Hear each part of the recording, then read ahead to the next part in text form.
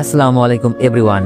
তোমার প্রতি অনুভূতি গল্পের 18 এবং 19 নম্বর part. Original creator voice of Dipu, channel link description. তো বেশি কথা না কইয়া গল্প শুরু করা যাক। আম্মু আমার মাথায় হাত দিয়ে আদর করছে আর অপলক চাহনিতে তাকিয়ে আছে আর চোখ দিয়ে পানি বের হচ্ছে। বাস ছেড়ে দিল, আম্মু চলে গেল। অবশেষে আম্মু আমাকে বিশ্বাস করলো, আদর করলো।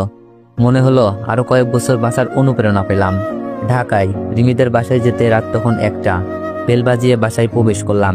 আঙ্কেল আন্টি আর রিমি জেগে আছে। কতটা ভালোবাসে লোকগুলো আমাকে। আঙ্কেল আন্টিকে না বলে কেন গেলাম আর ওইখানে ঘটে যাওয়া সবকিছুই জানতে চাইলো। আমিও সবকিছুই বললাম। আঙ্কেল আন্টি শুনে বলল, পরের বার যখন বাসায় যাব প্রমাণ হাতে করে যেন নিয়ে যাই। আম্মুর সাথে মাঝে মাঝে কথা হয়। আব্বু এখন প্রায় সুস্থ। এদিক দিয়ে আমাদের পরীক্ষার রেজাল্ট বের হওয়ার চিন্তা। আজ দুপুর 12টায় রেজাল্ট পাবলিশ হবে। চাচাতো বোন মিথিলাও পরীক্ষা দিয়েছে। দোয়া করি ভালো রেজাল্ট করুক। সময় হয়ে গেছে, মোবাইল হাতে নিয়ে রেজাল্ট দেখার চেষ্টা। অবশেষে রেজাল্ট পেলাম। আলহামদুলিল্লাহ, অনেক ভালো রেজাল্ট করেছি। রিমি আশাও ভালো রেজাল্ট করেছে। আম্মুকে সাথে সাথে ফোন দিলাম। হ্যালো আম্মু। আমি খুশি মনে বললাম, হ্যালো আম্মু, কেমন আছো? আম্মু বলল, ভালো, তুই কেমন আছিস? রেজাল্ট কেমন হলো তোর? আমি আনন্দের সাথে বললাম, আলহামদুলিল্লাহ আম্মু, অনেক ভালো রেজাল্ট করেছি, জিপিএ 5 পেয়েছি। আম্মু বলল, আলহামদুলিল্লাহ। আম্মু, মিথিলার রেজাল্ট কি? খুব জানতে ইচ্ছা করছিল। মিথিলা আমার থেকেও অনেক ভালো ছাত্রী, হয়তো জিপিএ 5 পেয়েছে। আম্মু বলল, তুই ওই মেয়ের রেজাল্ট জেনে কি করবি, যে মেয়েটা তোর জীবনটা খেলার পুতুল বানিয়ে দিয়েছে। বুঝেছি, আম্মু এখন আর মিথিলাকে ভালোবাসে না, হয়তো 2 চোখে দেখতেই পারে না। আমি বললাম, আচ্ছা আম্মু, সরি, বাসায় কিন্তু কাউকে বইলো না, তাহলে জানবে তুমি আমার সাথে কথা বলো। আম্মু বলল, আচ্ছা ঠিক আছে। আমি বললাম, আচ্ছা আম্মু, এখন রাখি, বন্ধু বান্ধব ফোন দিচ্ছে, কলেজে যেতে হবে। আসলে ভাবির কাছ থেকে মিথিলার রেজাল্ট জানার ইচ্ছা। ভাবিকে ফোন দিব। এমন সময় দেখি রিমি আমার রুমে হাজির, মুখে রাজ্যের হাসি। রিমি বলল, অনেক, আজ কিন্তু বড়সড় টিপ চাই। আমি বললাম, আমি তো দিবই, তুমি দিবা না? তুমিও তো ভালো রেজাল্ট করছো। রিমিও কিন্তু ভালো রেজাল্ট করছে। রিমি বলল, দিব তো, আমারটা একটু স্পেশাল। আমি বললাম, তাই নাকি? ওকে, অপেক্ষায় থাকবো। রিমি বলল, তুমি কি দিবা? আমি বললাম, সারপ্রাইজড, এখন বলবো না, ঠিক করছি। রিমিকে আজ কিছু একটা দিয়ে প্রপোজ করব। আসলে রিমিকে কখনো ভালোবাসি কথাটা বলেছি কিনা মনে নাই, আর কোনো কিছু গিফটও করি নাই, কারণটা মনে হয় আর বলতে হবে না। রিমি বলল, আচ্ছা ঠিক আছে, আজ বিকেলে ঘুরতে যাব। আচ্ছা। রিমি চলে যাওয়ার পর ভাবিকে ফোন দিলাম। ভাবির কাছে মিথিলার রেজাল্ট সম্পর্কে জানতে চাইলাম, কিন্তু যা শুনলাম হতভম্ব হয়ে গেছি। রিমি নাকি 2 সাবজেক্টে ফেল করছে, কলেজের সেরা ছাত্রী নাকি ফেল করছে। খুব খারাপ লাগছিল মিথিলার জন্য। যাই হোক, চাচাতো বোন, কিন্তু কারণটা কি? মিথিলা কি কারণে ফেল করলো জানার খুব ইচ্ছা, কিন্তু জানবো কি করে? রিমি বলল, অনেক কি করো? আমি বললাম, কিছু না, কিছু বলবা? রিমি বলল, ব্যাপার কি, মন খারাপ কেন? এত ভালো রেজাল্ট করছো, কই আনন্দ করবা, তা না মন খারাপ করে বসে আছো? আমি বললাম, মিথিলার জন্য খারাপ লাগছে। রিমি বলল, কি, মিথিলার জন্য খারাপ লাগবে কেন? আমি মন খারাপ করে বললাম, মিথিলা পরীক্ষায় ফেল করেছে। রিমি বলল, মিথিলা ফেল করেছে তো খুশির খবর, মন খারাপ করার কি আছে? এটা তার পাপের শাস্তি ধরে নিতে পারো। রিমি অনেক খুশি মিথিলার ফেলের কথা শুনে। আমি চিন্তার ভাব নিয়ে বললাম, মিথিলা আমাদের স্কুল কলেজের সবচেয়ে ভালো ছাত্রী ছিল, কি এমন হলো যে 2 বিষয়ে ফেল করলো? রিমি বলল, অভিশাপ লাগছে মিথিলার উপর, তাই ফেল করেছে। আমি বললাম, আমার মনে হয় অন্য কোনো কারণ আছে। রিমি বলল, আর কি কারণ থাকতে পারে? আর যে তোমার জীবন নষ্ট করতে চেয়েছে তাকে নিয়ে এত ভাবার কি আছে, বুঝছি না। আমি বললাম, চাচাতো বোন তো, মিথিলা ওই বিষয়টা ছাড়া আর কোনো বাজে কাজ দেখি নাই, তাই এখনো মিথিলার প্রতি মায়া থেকে গেছে। কারণ আমি তো মিথিলার ভালোর জন্যই কাউকে কিছু না বলে বাসা ছেড়ে চলে এসেছি, যাতে তার ভালো হয়। তাহলে এখন খারাপ কেন হবে? রিমি কিছুটা রাগ নিয়ে বলল, ও বুঝছি, বেশি ভালো সাজা হচ্ছে। শোনো, বেশি ভালো না। আমি বললাম, জানি না এটা ভালো সাজা কিনা, তবে আমি মনে করি প্রতিটি মানুষই ভুল থেকে শিক্ষা নেয়, আর মিথিলা হয়তো সেই শিক্ষা নিয়েছে, কিন্তু ভয়ে মুখ খুলে বলতে পারছে না। অনেক এমন করে নাই, কারণটা ভিন্ন ছিল। রিমি বলল, তুমি তো বেশি বোঝো, কোনো কিছু হয়ে যাওয়ার আগেই বলে ফেলো। মিথিলা এমন কিছুই ভাবছে না। মিথিলার প্ল্যান ছিল তোমাকে বাসা থেকে বের করে দিবে আর দুলাভাইয়ের সাথে মজা করবে। আমি বললাম, এটাও হতে পারে, কিন্তু এখনো আমি মিথিলার ভালো চাই। আমি তো ভালো আছি, শুধু পরিবার ছেড়ে আছি। মিথিলা না হয় পরিবার নিয়ে ভালো থাকুক। রিমি বলল, তোমার কথা আমি বুঝি না, এত ভালো মানুষ ভালো না, জীবন অনেক কঠিন। আমি বললাম, ভালো মানুষ আর কই হতে পারলাম। ভাবিকে জানিয়ে দিয়েছি, সুমি আপু জেনে গেছে, আম্মু এখন জানে, আর তোমাদেরও তো সবই বললাম। যদি আমি ভালো মানুষই হতাম তাহলে হয়তো কাউকেই বলতাম না। রিমি বলল, হইছে, আমার কাছে যদি তোমার নির্দোষ প্রমাণ করার কিছু একটা থাকতো আজই তোমার বাসায় গিয়ে সবকিছু ফাঁস করে দিতাম। রিমি দেখছে অনেক রেগে গেছে। আমি বললাম, আচ্ছা বাদ দাও, আজ কোথাও যেন যাবে বলছিলা? দুপুরে বলছিল কোথাও ঘুরতে যাবে আর স্পেশাল কিছু একটা গিফট করবে। রিমি বলল, আজ আর যাবো না, মুড অফ হয়ে গেছে, মিথিলার নাম শুনলেই গা জ্বলে। রিমি তো দেখছে অনেক রাগ করে আছে। আমি বললাম, আরে বাদ দাও, চলো, আসা যাবে না? রিমি বলল, আর কোনোদিন ওই মেয়েকে নিয়ে ভাববে না। আমি বললাম, আচ্ছা চলো।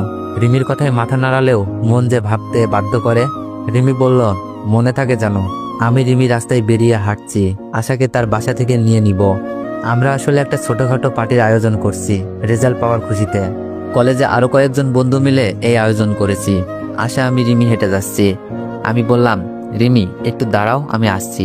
রিমি বলল, কোথায় যাবা? আমি বললাম, 2 মিনিট লাগবে, যাবো আর আসবো বলে চলে আসলাম ফুলের দোকানে।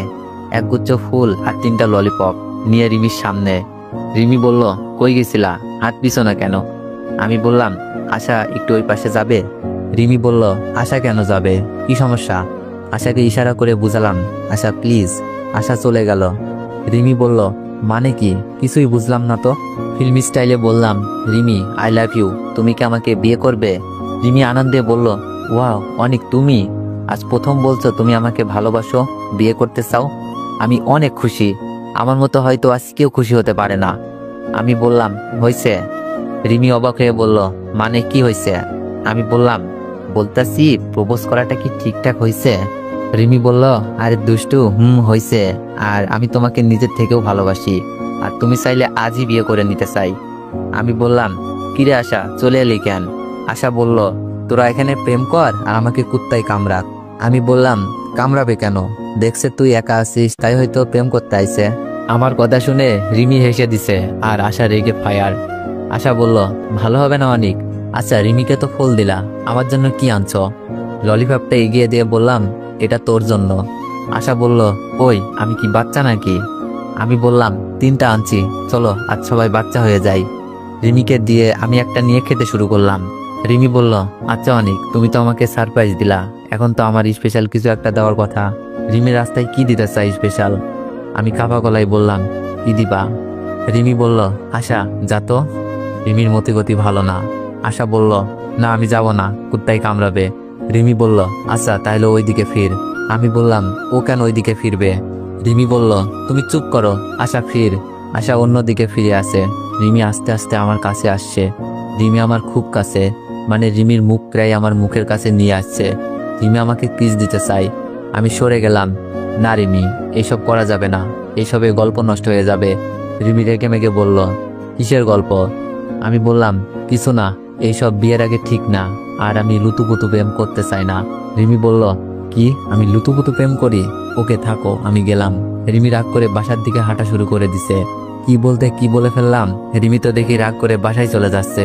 লুতুপুতু কথাটা বলা আমার ঠিক হয় নাই। আমি দৌড়ে গিয়ে রিমির হাত ধরলাম। রিমি দেখি কান্না করছে, আমার হাতটা ছাড়িয়ে নিল। মাথা নিচু করে বললাম, রিমি সরি, আমি আসলে এভাবে বলতে চাইনি। রিমি রাগে অভিমানে কান্না করছে আর বলছে, না ঠিকই তো বলেছ, আমি তো লুতুপুতু প্রেম করি। ওকে যাও, আমার সাথে লুতুপুতু প্রেম করতে হবে না। রিমি আবার বাসার দিকে হাঁটতে লাগলো। আমি সামনে গিয়ে বললাম, রিমি প্লিজ, আর এমন হবে না। মুখ ফুসকে বেরিয়ে গেছে। রিমি কিছু বলছে না, কান্না করছে। রিমির কান্না আমি সহ্য করতে পারছি না। আসলে এই কথাটা রিমির সাথে যায় না, অনেক বেশি বলে ফেলেছি। রিমি মাফ করে দাও, আর হবে না। কে শুনে কার কথা, কান্নাই করছে। রিমির কান্না থামছে না দেখে রিমিকে জড়িয়ে নিলাম। প্রথমে ছাড়বার চেষ্টা করলেও শক্তিতে হেরে যাই। শান্ত হয়ে বুকে মিশে গেছে। রিমি, আমি তোমার কান্না সহ্য করতে পারছি না, তুমি চাইলে যে কোনো শাস্তি দাও, প্লিজ কান্না করো না। আর আমি বলছি তো, আমার ভুল হয়ে গেছে। জড়িয়ে রেখে রিমিও আমাকে শক্ত করে জড়িয়ে আছে। রিমি কেঁদে কেঁদে বলছে, অনেক, আমিও তোমাকে অনেক বেশি ভালোবাসি, তোমার মুখে এমন কথা সহ্য করতে পারি না। আমি বললাম, প্রমিস, আর বলবো না। কিরে, তোদের সিনেমা শেষ হয়েছে? রাহুল, ইভা ওরা তো ফোন দিয়েই যাচ্ছে, দেরি হচ্ছে কেন? আসার কথা শুনে লজ্জায় রিমিকে ছেড়ে দিলাম। তবে রিমি যখন কান্না করছিল তখন কোনটা ভুল কোনটা সঠিক কিছুই মাথায় আসছিল না।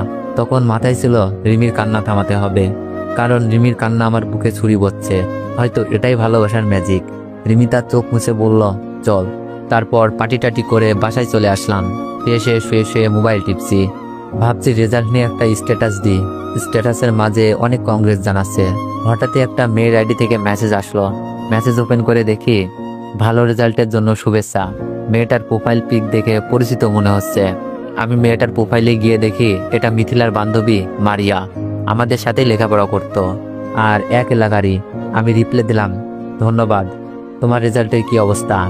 মারিয়া বলল, আলহামদুলিল্লাহ। তুমি কি আমাকে চিনতে পারছো? আমি বললাম, চিনব না কেন? ক্লাস 1 থেকে কলেজ পর্যন্ত একই সাথে পড়া। হয়তো কথা হয়নি তেমন। তুমিও তো মিথিলার খুব কাছের বান্ধবী ছিলা, তাই না? মারিয়া বলল, এখনো আছি, কিন্তু মিথিলার কি যেন হয়ে গেছে। আর শুনলাম তুমি নাকি কি এক কারণে বাসা থেকে চলে গেছো আর আসো না। আমি বললাম, বলনি তো তোমার রেজাল্ট কেমন হয়েছে? মারিয়া বলল, এই তো 4.89, একটুর জন্য মিস। আমি বললাম, ব্যাপার না, পরের বার ভালো হবে। মিথিলার কি খবর? যোগাযোগ নাই তো। আমি জেনেও বলতেছি, দেখি ফেলের কারণটা জানতে পারি কিনা। মারিয়া বলল, মিথিলা তো 2 সাবজেক্টে ফেল করেছে। আমি বললাম, কি বলো? মিথিলা তো সবচেয়ে ভালো ছাত্রী ছিল, তাই না? সে কিভাবে ফেল করে? মারিয়া বলল, আসলে তুমি চলে যাওয়ার পর মিথিলাকে অন্যমনস্ক দেখতে লাগছিল। মাঝে মাঝে ক্লাসে বসে কান্না করত। আমি অনেকবার জানতে চাওয়ার পরও বলতো তুমি নাকি মিথিলার কারণে বাসা থেকে চলে গেছো। মিথিলা নাকি কি এমন ভুল করেছে যা কাউকে বলতেও পারছে না, নিজেও সুখে নেই, ভিতরটা নাকি পুড়ে পুড়ে ছাই হয়ে যাচ্ছে। মারিয়ার কথা শুনে মনে হলো মিথিলা নিজের ভুল বুঝতে পারছে আর নিজের ভিতর অপরাধগুলো জমে থাকার কারণে অন্যমনস্ক হয়ে লেখাপড়া নষ্ট করে ফেলছে। আমি বললাম, আচ্ছা মিথিলা সেই ভুলের কথা বলে নাই? কি এমন ভুল করছে? মারিয়া বলল, না, তবে মিথিলা বাঁচতে চায় না। মারিয়ার কথা শুনে খুব খারাপ লাগছে। আমি তো মিথিলার ভালো থাকার জন্যই কাউকে কিছু বলি নাই, তাহলে মিথিলা এত খারাপ অবস্থা কেন? আমি বললাম, আচ্ছা মারিয়া, একটা হেল্প করে দিতে পারবা? মারিয়া বলল, কি বলো? ভয়েস দিয়ে বললাম, মিথিলাকে বলবা আবার পরীক্ষা দিতে, সবকিছু আগের মতো করে নিতে, আর আমার সাথে যে ঘটনা ঘটছে সেইগুলো নিয়ে যেন চিন্তা না করে। আমি মিথিলার উপর রেগে নাই, মিথিলার ভুল আমি বুঝতে পারছি। আর বলবা আমি ভালো আছি, আর আমি চাই মিথিলা যেন ভালো থাকে। এইটাই মিথিলাকে যেভাবে পারো শুনিয়ে দিও। আচ্ছা ঠিক আছে, পরে আবার কথা হবে, বাই। মোবাইলটা রেখে ঘুমিয়ে গেলাম। পরের দিন সকালে মোবাইলে মেসেজ আসলো মারিয়ার। মারিয়া বলল, মিথিলা তোমার সাথে কথা বলতে চাই। এখন আমি কি উত্তর দিব ভাবছি। আমি মেসেজ সিন করে রিপ্লাই না দিয়ে অফলাইনে চলে গেলাম। মিথিলার সাথে কথা বললে হয়তো রাগ অভিমান সবকিছুই শেষ হয়ে যাবে। তাছাড়া প্রথম ভালোবাসা, কি থেকে কি বলে ফেলে আমি কিছুই শুনতে চাই না। রেজাল্ট পাওয়ার পর ভার্সিটিতে ভর্তি পরীক্ষা নিয়ে চিন্তায় আছি। ইচ্ছা ঢাকা ভার্সিটিতে পড়া, ইনশাল্লাহ আমি পারবো। আর এখন আমার লেখাপড়ার খরচ আমি নিজেই চালাই, আঙ্কেলের অফিসে চাকরি করে। আমি আর রিমি একই ভার্সিটিতে ভর্তি হলাম। একটা নতুন পরিবেশ, ভালোই লাগছে। আর রিমির সাথে আমার ভালোবাসার সম্পর্ক চলছে খুবই ভালোভাবেই। মনে হয় বেশি ভালো আমার কপালে নাই। আন্টি আর আঙ্কেল আমাকে খুব গোপনে ডাকে, যেন রিমি এই বিষয়ে কিছু না জানতে পারে। আমি তো খুব ভয় পেয়ে যাই। এত গোপনে ডাকার মানে কি? অনেক, তুমি তো আমাকে মায়ের মতো মনে করো, তাই না? আজ আমাকে সব সত্যি বলবা, আজ আমাকে সব সত্যি কথা বলবা, কথা দাও। আন্টির কথা শুনে তো কলিজা শুকিয়ে যাচ্ছিল। আমি কাপা গলায় বললাম, জি আন্টি বলেন। আন্টি বলল, তোমার আর রিমির সম্পর্কটা কেমন, বন্ধুত্ব নাকি অন্য কিছু? আন্টি, বন্ধুত্ব। মিথ্যা বললাম, আমার তো মনে হয় না তোমাদের সম্পর্কটা বন্ধুত্বের সীমাবদ্ধ, সত্যি করে বলো। আন্টি কি সব জেনে গেছে? আমি বললাম, আসলে আন্টি, আমি রিমিকে বন্ধু ভাবলেও রিমি অন্য কিছুতে নিয়ে গেছে। রিমির বিভিন্ন পাগলামি আমাকে বাধ্য করেছে রিমির কথায় সাড়া দেওয়াই। আমার বুক কাঁপছে। আঙ্কেল বলল, তুমি জানো তো রিমির বিয়ে ঠিক করা আছে হৃদয়ের সাথে? জি আঙ্কেল। আঙ্কেল বলল, তাহলে রিমির পাগলামিতে কেন সাড়া দিলা? আমি বললাম, আঙ্কেল আপনি তো জানেন রিমি কেমন পাগলামি করে। আর আমি রিমিকে আগেও বলেছি, এখনো বলি, আপনাদের কথার বাইরে আমি কিছুই করতে পারবো না। আর আমি জানি এই সম্পর্ক মেনে নিবেন না, কারণ কোনো বাবা মাই তার মেয়েকে এরকম ছেলের সাথে বিয়ে দিবে না। আমি কথা বলছি আর বুকের ভিতর কেমন যেন ব্যথা লাগছে, কারণ আমিও তো রিমিকে অনেক ভালোবাসি। আঙ্কেল বলল, সবকিছুই ঠিক আছে, মেয়েটা আমার একটু বেশি পাগলামি করে। তোমরা ছোট মানুষ, না বুঝে ভুল করতে পারো, কিন্তু মেয়েটার তো একটা ভালো ভবিষ্যৎ দরকার। আমি বললাম, জি আঙ্কেল, এখন আমার কি করা উচিত? আঙ্কেল বলল, এখন যদি আমি বলি তুমি রিমিকে ভুলে যাও, অবহেলা করো, তাহলে রিমি উল্টাপাল্টা কিছু করে ফেলতে পারে। আর এদিক দিয়ে হৃদয়ের সাথে রিমির বিয়ে দিব কথা দিয়ে রেখেছি। তুমিও লেখাপড়া করো, নিজের বাসা থেকে মিথ্যা প্রবাদ নিয়ে আসছো। জি আঙ্কেল, আপনারা যেভাবে বলবেন সেভাবেই করব। বলেন তো রিমিকেও ভুলে যাব, কারণ আপনাদের ভালোবাসার কাছে রিমির ভালোবাসা কিছুই না। হৃদয় ভাইয়া তো আশাকে ভালোবাসেই, এখন ইমোশন দিয়ে আঙ্কেল আন্টিকে মানিয়ে নিতে পারলেই হয়। আন্টি বলল, আচ্ছা তুমি কি চাও বলো। আমি বললাম, আন্টি আমি রিমিকে ভালোবাসি ঠিকই, কিন্তু আমি চাই রিমি ভালো থাকুক। যদি অন্য কোথাও রিমি ভালো থাকে আমি তাতেই খুশি, কারণ আমি হয়তো ভালোবাসা দিতে পারবো কিন্তু থাকার জন্য ঘর দিতে পারবো না, কারণ আমি তো আপনাদের বাসায় থাকি। খাবার জন্য খাবারই বা দিব কোথা থেকে। আন্টি আপনারা যা ভালো মনে করেন তাই করতে পারেন, তবে রিমির পাগলামির জন্য কিছু একটা ভেবে রাখবেন। আঙ্কেল বলল, শোনো অনেক, তুমি একটা ভালো ছেলে, সবকিছুই এত সহজে বলছো, আর তোমার সবকিছুই রিমির ভালোর জন্যই করছো। তাই রিমিকে ভালোবাসা অপরাধ বলবো না, কারণ ভালোবাসার মানেটা আমি বুঝি। আমিও ভালোবেসে বিয়ে করেছি, কিন্তু বাবা হিসেবে আমার দায়িত্ব মেয়েকে ভালো একটা প্রতিষ্ঠিত ছেলের কাছে বিয়ে দেওয়া, আর আমি কোথাও দিয়ে রাখছি। তাই তোমাকে অনুরোধ করে বলছি, রিমিকে যেভাবে পারো বুঝিও যে রিমির সাথে তোমার চাই না। জি আঙ্কেল, খুব কষ্ট হচ্ছিল, আমার মতো ছেলের জোর করে কিছু বলার ক্ষমতাও নেই, আর আঙ্কেল আন্টি তাদের দিক দিয়ে 100% সঠিক। আমি ভুলছিলাম, বামন হয়ে চাঁদে হাত দিছিলাম। আন্টি বলল, আচ্ছা কিন্তু রিমিকে বলবা না, এই নিয়ে আমাদের কথা হয়েছে, আর বুঝিয়ে বইল, নয়তো রিমি হয়তো নিজেকে কন্ট্রোল করতে পারবে না। আমি বললাম, আচ্ছা। আঙ্কেল আন্টি চলে গেল। অন্য কেউ হলে হয়তো এতক্ষণে বাসা থেকে বের করে দিত, কারণ আমাকে রাস্তা থেকে ঘরে তুলে যখন শুনবে তার মেয়ের সাথে প্রেম, হয়তো কোনো বাবা মা তা মেনে নিতে পারবে না। তারপরেও আঙ্কেল আন্টি আমাকে ভুল না বুঝে রিমিকে বুঝিয়ে বলতে বলছে। আর যদি আঙ্কেল আন্টি রেগে গিয়ে বাসা থেকে বের করে দিত, আমার লেখাপড়া সবকিছুই শেষ হয়ে যেত, আর থাকতামই বা কই, আর আঙ্কেলের অফিসে চাকরিটাও চলে যেত। আঙ্কেল যদি এতটুকু স্যাক্রিফাইস করতে পারে, আমি কেন রিমিকে ভুলে যেতে পারবো না? যদিও কথায় আছে, ভালোবাসা ধনী গরিব বড় ছোট দেখে না, তারপরেও আমি বলি বাস্তবতা অনেক কঠিন। আঙ্কেল আন্টি চলে যাওয়ার পর নিজেকে কন্ট্রোল রেখে ভালোভাবে ভেবে দেখলাম, রিমিকে বুঝিয়ে না বলে দেওয়াটাই সঠিক। রিমির সাথে আগের মতো মিশি না, রিমিকে বুঝাতেও পারছি না। যদি রিমি সহ্য করতে না পারে। রিমি বলল, অনেক তোমার কি হয়েছে, আমাকে এড়িয়ে চলো কেন? রিমির কথা শুনে বুকে একটা ধাক্কা লাগলো। আমি মোবাইল টিপচার উত্তর দিলাম, কিছু না। রিমি কান্না মাখা কণ্ঠে বলল, মোবাইল রাখো, আমার দিকে তাকিয়ে বলো, আমি কিন্তু তোমার অবহেলা সহ্য করতে পারছি না। তোমার কি হয়েছে আমাকে বলো প্লিজ। বুঝলাম না কান্নাকাটির এমন কি হলো, আমার এইসব কান্নাকাটি পছন্দ না, ন্যাকামি। আমি নিজেকে কন্ট্রোল রেখে নিজেকে ছাড়িয়ে নেওয়ার চেষ্টা করছি। রিমি বলল, এভাবে কেন বলছো অনিক, আমার কান্না তোমার কাছে নেকা কান্না মনে হয়?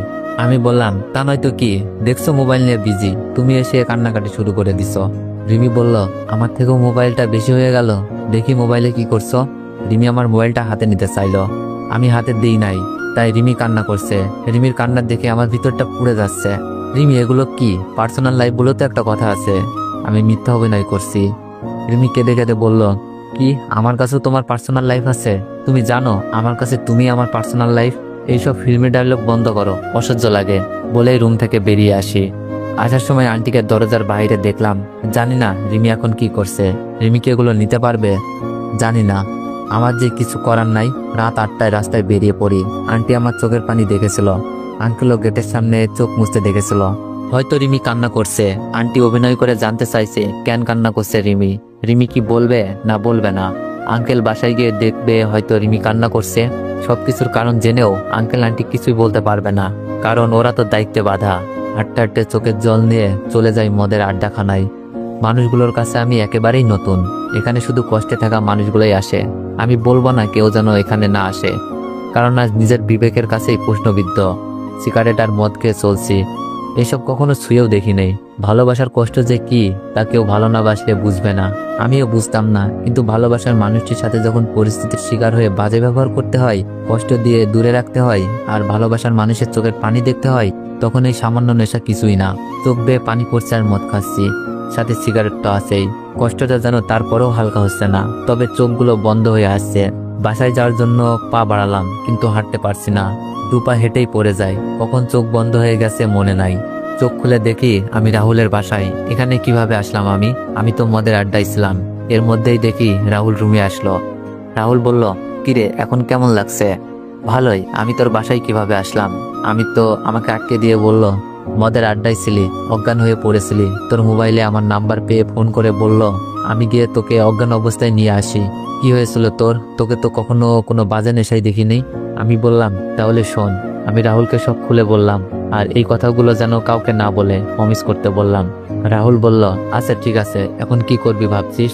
আমি বললাম, আঙ্কেল আন্টি যা বলবে তাই। আচ্ছা বাসায় যাই, হয়তো ও চিন্তা করছে।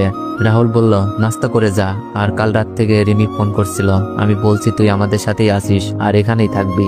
আমি নাস্তা করে বাসার দিকে হাঁটা দিলাম। বাসা আসায় মাত্রই আন্টি আঙ্কেল নাস্তার টেবিলে। রিমির টেবিল ছেড়ে দৌড়ে এসে আমাকে জড়িয়ে ধরে কান্না করতে লাগলো। আঙ্কেল আন্টি সবকিছুই দেখছে। তো এভরিওয়ান, পরবর্তী পার্টের জন্য অপেক্ষা করুন। আর যারা যারা চ্যানেলে নতুন আছেন সবাই একটু সাবস্ক্রাইব করে দিয়েন। ধন্যবাদ।